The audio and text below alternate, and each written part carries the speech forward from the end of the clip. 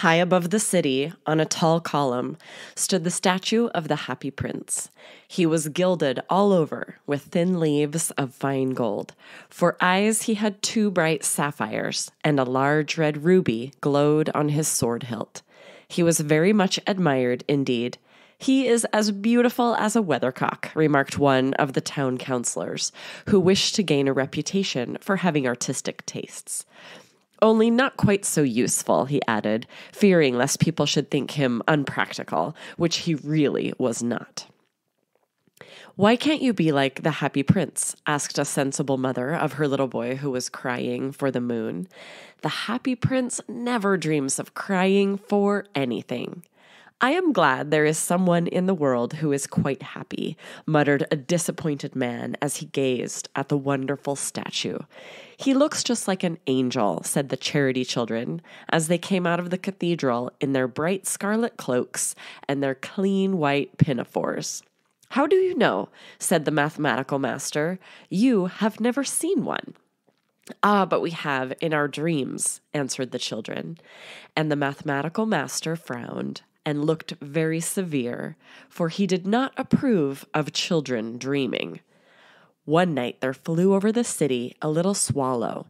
His friends had gone away to Egypt 6 weeks before, but he had stayed behind, for he was in love with the most beautiful reed.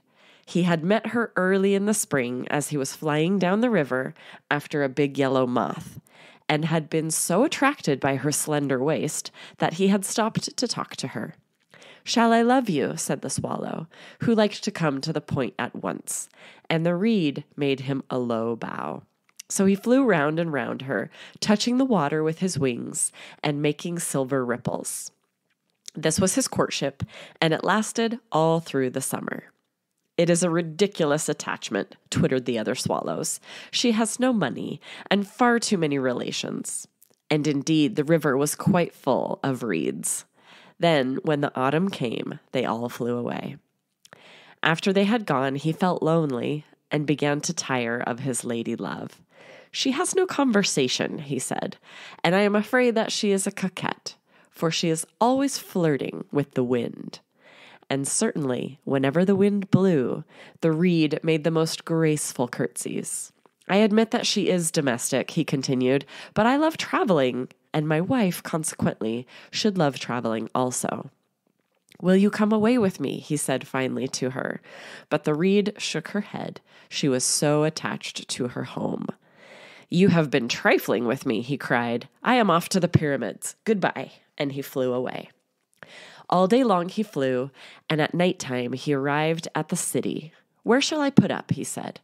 "I hope the town has made preparations." Then he saw the statue on the tall column.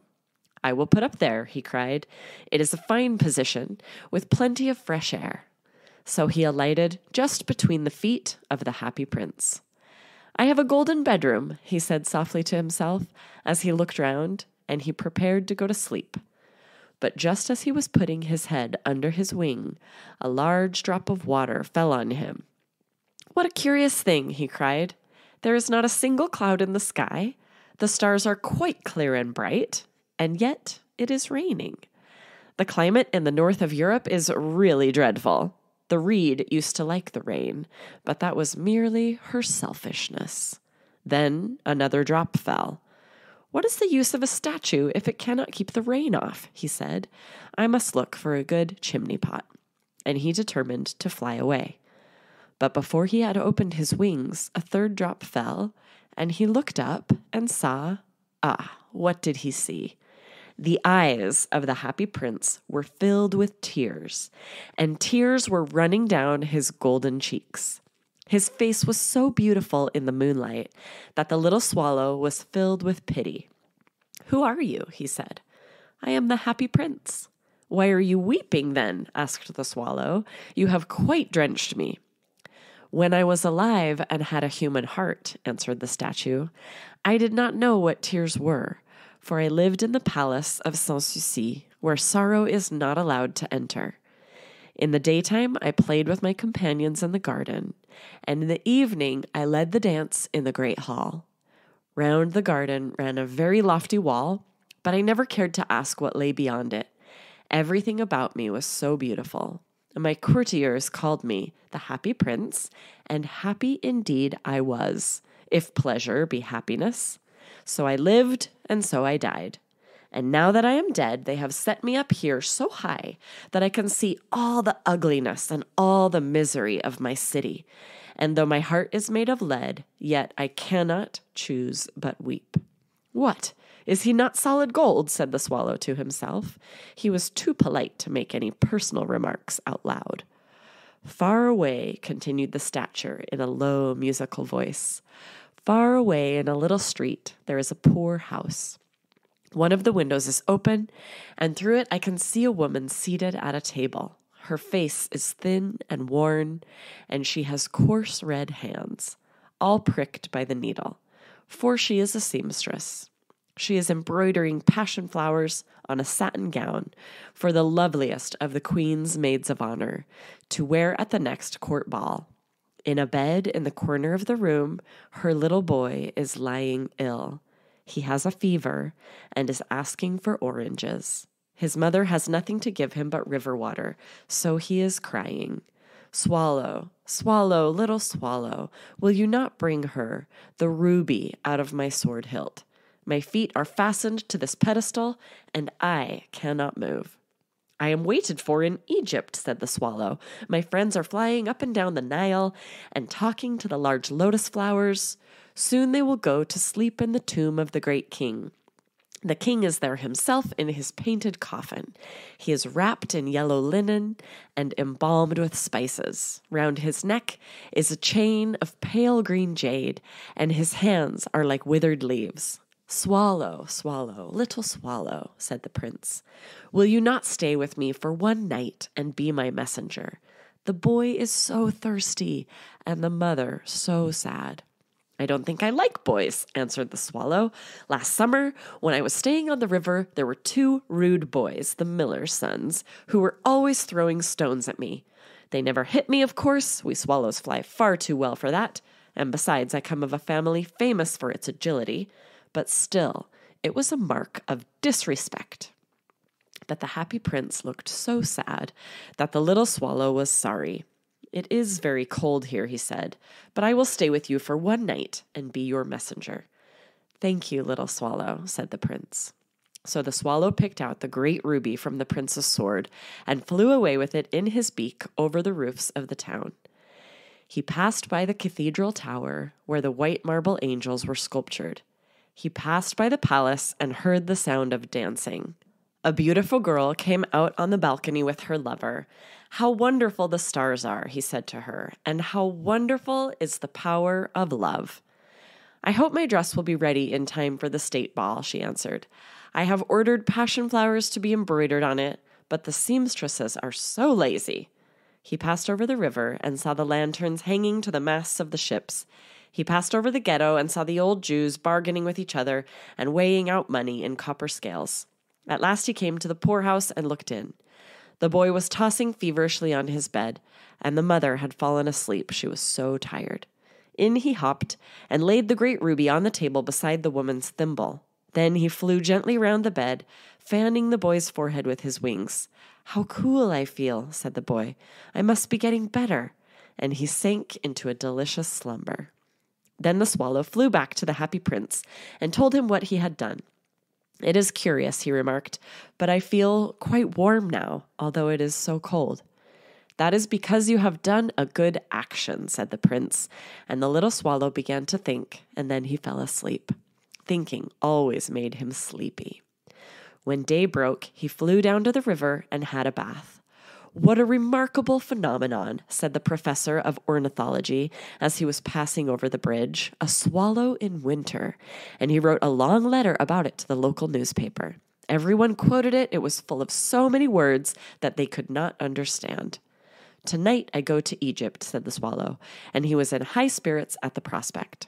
He visited all the public monuments and sat a long time on top of the church steeple. Wherever he went, the sparrows chirruped and said to each other, "What a distinguished stranger." So he enjoyed himself very much. When the moon rose, he flew back to the Happy Prince. "Have you any commissions for Egypt?" he cried. "I am just starting." "Swallow, swallow, little swallow," said the prince, "will you not stay with me one night longer?" "I am waited for in Egypt," answered the swallow.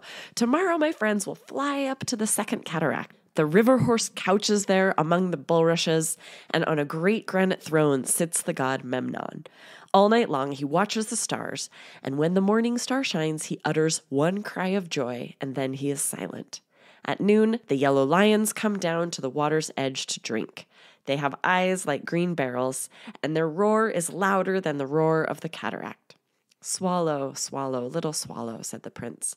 "Far away across the city, I see a young man in a garret. He is leaning over a desk covered with papers, and in a tumbler by his side there is a bunch of withered violets. His hair is brown and crisp, and his lips are red as a pomegranate, and he has large and dreamy eyes. He is trying to finish a play for the director of the theater, but he is too cold to write any more. There is no fire in the grate, and hunger has made him faint." "I will wait with you one night longer," said the swallow, who really had a good heart. "Shall I take him another ruby?" "Alas, I have no ruby now," said the prince. "My eyes are all that I have left. They are made of rare sapphires, which were brought out of India 1,000 years ago. Pluck out one of them and take it to him. He will sell it to the jeweler and buy food and firewood and finish his play." "Dear prince," said the swallow, "I cannot do that," and he began to weep. "Swallow, swallow, little swallow," said the prince, "do as I command you." So the swallow plucked out the prince's eye and flew away to the student's garret. It was easy enough to get in, as there was a hole in the roof. Through this he darted and came into the room. The young man had his head buried in his hands, so he did not hear the flutter of the bird's wings. And when he looked up, he found the beautiful sapphire lying on the withered violets. "I am beginning to be appreciated," he cried. "This is from some great admirer.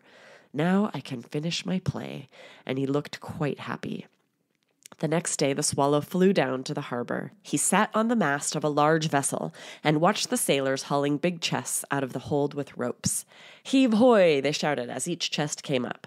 "I am going to Egypt," cried the swallow, but nobody minded. And when the moon rose, he flew back to the happy prince. "I am come to bid you goodbye," he cried. "Swallow, swallow, little swallow," said the prince, "will you not stay with me one night longer?" "It is winter," answered the swallow, "and the chill snow will soon be here. In Egypt the sun is warm on the green palm trees, and the crocodiles lie in the mud and look lazily about them. My companions are building a nest in the temple of Baalbek, and the pink and white doves are watching them and cooing to each other. Dear prince, I must leave you, but I will never forget you, and next spring I will bring you back 2 beautiful jewels in place of those you have given away. The ruby shall be redder than a red rose, and the sapphire shall be as blue as the great sea." "In the square below," said the happy prince, "there stands a little match girl. She has let her matches fall in the gutter, and they are all spoiled. Her father will beat her if she does not bring home some money, and she is crying. She has no shoes or stockings, and her little head is bare. Pluck out my other eye and give it to her, and her father will not beat her." "I will stay with you one night longer," said the swallow, "but I cannot pluck out your eye. You would be quite blind then." "Swallow, swallow, little swallow," said the prince, "do as I command you." So he plucked out the prince's other eye and darted down with it. He swooped past the match girl and slipped the jewel into the palm of her hand. "What a lovely bit of glass," cried the little girl, and she ran home laughing. Then the swallow came back to the prince. "You are blind now," he said, "so I will stay with you always." "No, little swallow," said the poor prince, "you must go away to Egypt." "I will stay with you always," said the swallow, and he slept at the prince's feet. All the next day, he sat on the prince's shoulder and told him stories of what he had seen in strange lands. He told him of the red ibises, who stand in long rows on the banks of the Nile and catch goldfish in their beaks. Of the Sphinx, who is as old as the world itself and lives in the desert and knows everything. Of the merchants who walk slowly by the side of their camels and carry amber beads in their hands. of the king of the mountains of the moon, who is as black as ebony and worships a large crystal, of the great green snake that sleeps in a palm tree and has 20 priests to feed it with honey cakes, and of the pygmies who sail over a big lake on large flat leaves and are always at war with the butterflies. Dear little swallow, said the prince, you tell me of marvelous things, but more marvelous than anything is the suffering of men and of women. There is no mystery so great as misery. Fly over my city, little swallow, and tell me what you see there. So the swallow flew over the great city and saw the rich making merry in their beautiful houses, while the beggars were sitting at the gates. He flew into dark lanes and saw the white faces of starving children looking out listlessly at the black streets. Under the archway of a bridge, 2 little boys were lying in one another's arms to try and keep themselves warm. How hungry we are, they said. You must not lie here, shouted the watchman, and they wandered out into the rain. Then he flew back and told the prince what he had seen.